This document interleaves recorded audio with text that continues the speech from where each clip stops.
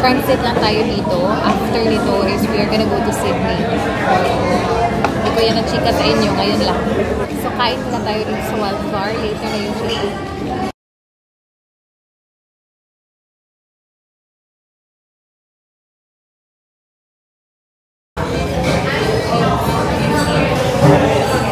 Andito pala tayo sa MOA, guys. Alam niyo ba yung goal namin kung bakit kami andito is kumain ng mag-inasal. Pero today is Saturday. Sobrang busy talaga.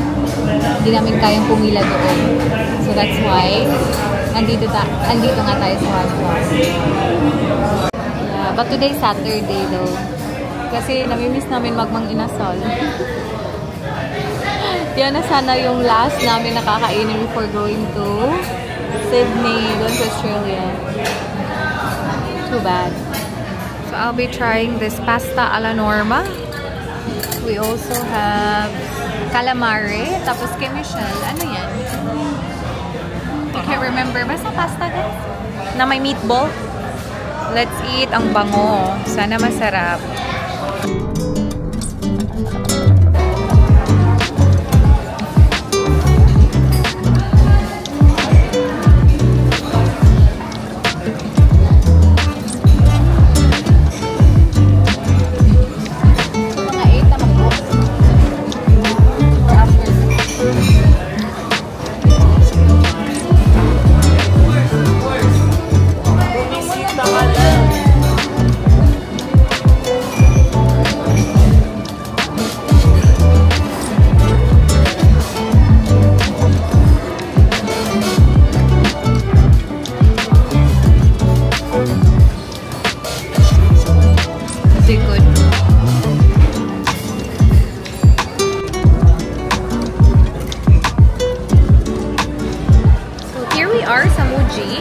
Nag-explore sa kanilang there's something inside there, I think.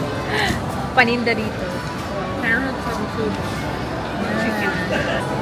I don't like food. Can I go get mga chips? Chips. Chips here. Where? Such a big cat. Sa maning miming, oy. That's a unique coffee.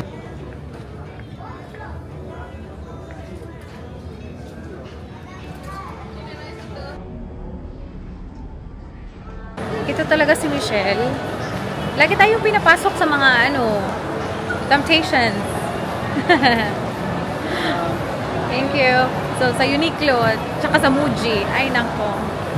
Hindi na pwede, guys. Hindi na pwede tayong hindi na pwede mag-shopping. So, cash to spend. Uy, gara-gara. So, ganyan siya, guys. Tapos, nung nagka-problema kami sa luggage, sabi niya, ikaw kasi bili ka ng bili. So, ano na? Your luggage. Yung mga clothes naman. Imagine ka. Because of you, girl. Ni-branch out po dyan imuhang mga... Maka-branch out ka, ha? Yung Daiso, ni-branch out sa kamay na lagi. Huy, kasalanan niya ni Michelle. Ang hilig niya mangbudol sa akin. Ako. Woo! Dako yung tigidagi ka ng stream. Ako siya mag-shopping dito siya. Ay, naka. Charis. Ay, naku.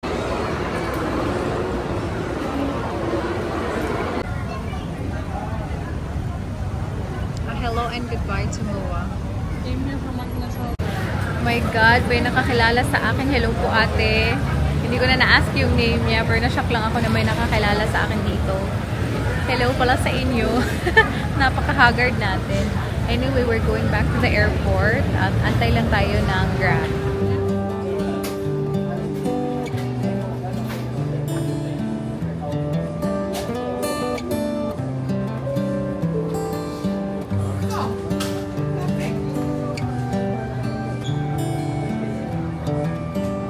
Guys, papunta na tayo sa boarding gate. Pasidli na. Time check, it's 10:20.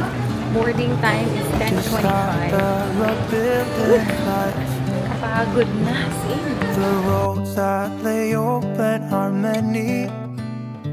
When the old one's gone under the knife, and I can feel the sun on my skin.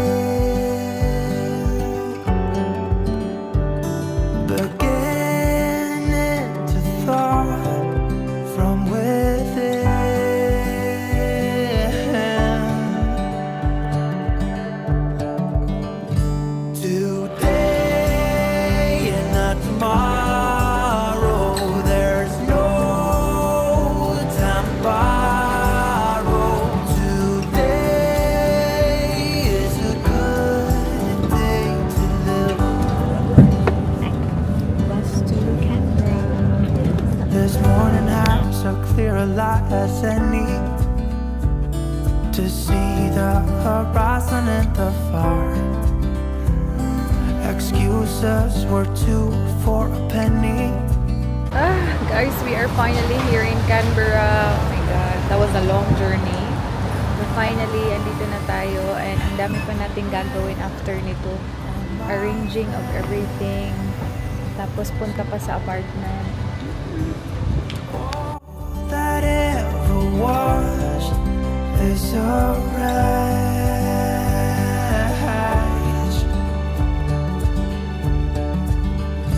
Today and not tomorrow. There's no time to borrow. Today, well, something's gotta give today. Oh my God, we're here again. We are here again. Guys, look at where we're going. Familiar, di ba?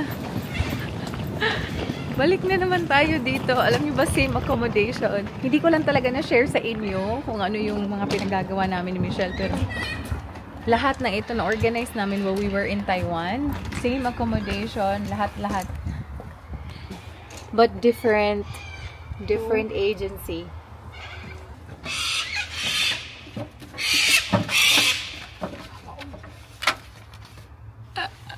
We got the key again.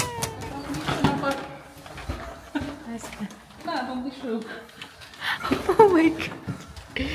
Ay. Nabot na po mga sabaan. We're back! Guys, we're here! I'm so happy we're back! Same accommodation that we love. Alam mo yung nagbabubble sa labas. Ayan, oh my God, the Netflix, the TV, everything. Andito pa yung ibang gamit namin, guys, na iniwan namin, the tissue. Ay, nakakamiss. I'm so happy. Andito pa rin tayo. Look, ang linis. So, ayun nga, hindi ko na chika sa inyo. Nasa Taiwan pa lang kami, guys. We are in contact with another agency. Tapos, yung... Oo. Tapos, yung ano pa namin, yung allowance pa namin for accommodation, bumaba siya with this other agency. Tapos, yung kinontak namin yung, hindi siya owner naman, Michelle, di ba? We thought that he is the owner. Hala, dito pa rin talaga mga gamit namin. We thought that he is the owner, pero I think... the son's owner. I think so. O, para feeling ko, anak siya ng may-ari.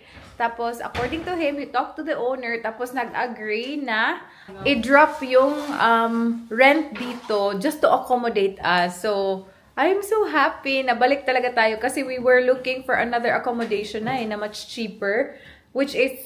Ano din, mas malayo na din siya sa hospital. This one kasi, less than 5 minutes lang, andun na kami sa hospital. So, this is actually the best accommodation if you think about work. So, ayan, nandito na tayo. Hi, nako. We're back. We're back. I'm so happy. Na-miss ko yung TV. Na-miss ko mag-Netflix. Kasi, may pina-follow kami na, Maps, Married at First Sight Australia. Hindi mo kasi yan ma-access when you are in the Philippines, even in Taiwan. Kahit yung Netflix ko na pinakamura, hindi ko magamit doon. So, I have to upgrade para makagamit ako ng Netflix. Pero, yun nga, wala namang maps sa Netflix. So, I'm so excited na ma-finish na namin yung aming pinapanood na maps ni Michelle dito. Ay, nako, my God, we're here! Sobrang nakakapagod, guys. Share ko lang yung experience. First time namin ni Michelle na sumakay ng Cebu Pacific, which is a budget airline. From Manila to Sydney. Hindi naman ina-expect na ganun pala. Like, you have to purchase everything, even the food. Wala talagang free na food. Wala talaga kaming kaidi-idiya lang. Tapos, the worst part is, walang entertainment, guys. So, akala ko pa naman, mag-watch-watch kami ng movie ni Michelle, ganun-ganun. Pero wala palang ganun sa budget airline. So, hindi kami nakapag-download ng mga movies tuloy. So, hindi kami prepared. Na-shock na lang ako nung pagdating namin. Bakit walang entertainment system? Wala siya. So, na-shock kami. If ever hindi pa kayo nakasakay ng Cebu Pac, mag-ready na kayo, guys. Mag-download na kayo ng movies. Kasi all throughout the flight, wala. Nag-ano lang ako. Nagsa-Spotify lang ako. Buti na lang may mga downloaded music ako. Pero yun nga, nakakasawa na din. Sayang. Sana nakapag-download tayo ng movie prior to going there. Pero ayun. My God. Very mika, guys. Very mika. Nakakapagod. And we have to start unpacking. Yung car pa nakapark lang dito sa apartment na to. Which is good kasi hindi na namin kailangang bumiyahe. Nakapark siya kasi mayroon kaming kakilala dito na nag-work sa same hospital. Nakapark na kami sa isang spare nila na parking space. So, ayun. Kukunin lang namin doon. Transfer dito sa aming unit.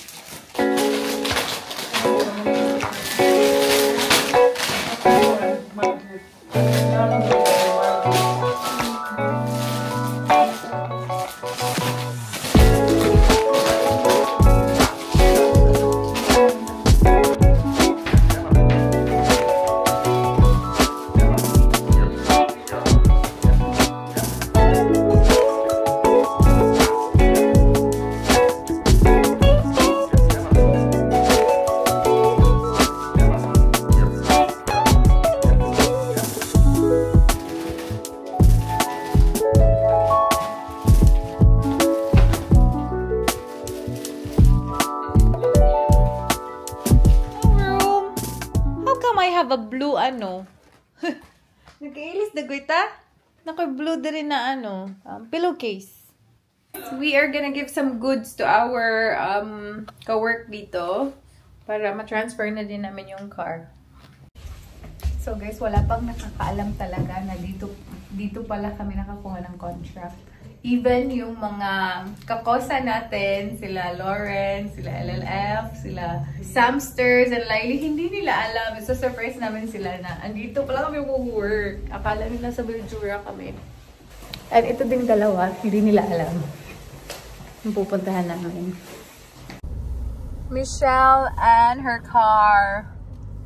Hello. Hello, car. Hello. Dito lang tayo. Nag-transfer lang ng parking.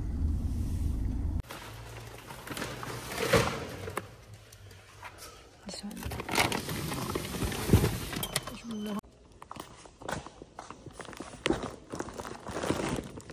Ako lang ni Ihang.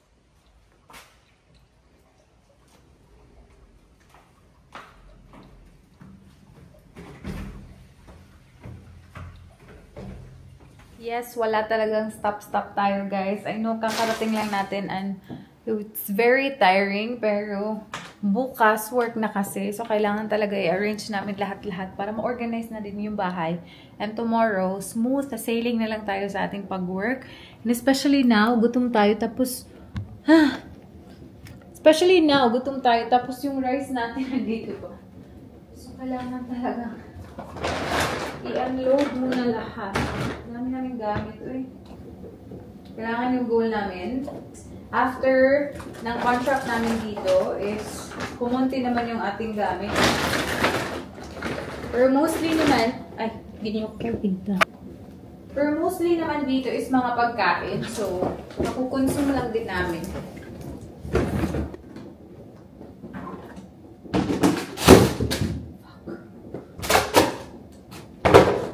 Ay, gutom na ako.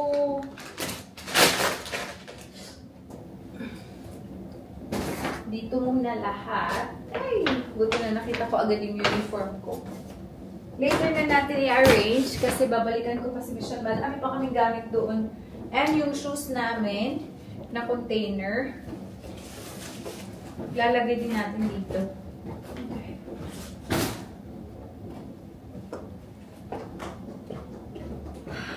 Back to regular programming tayo. Diyos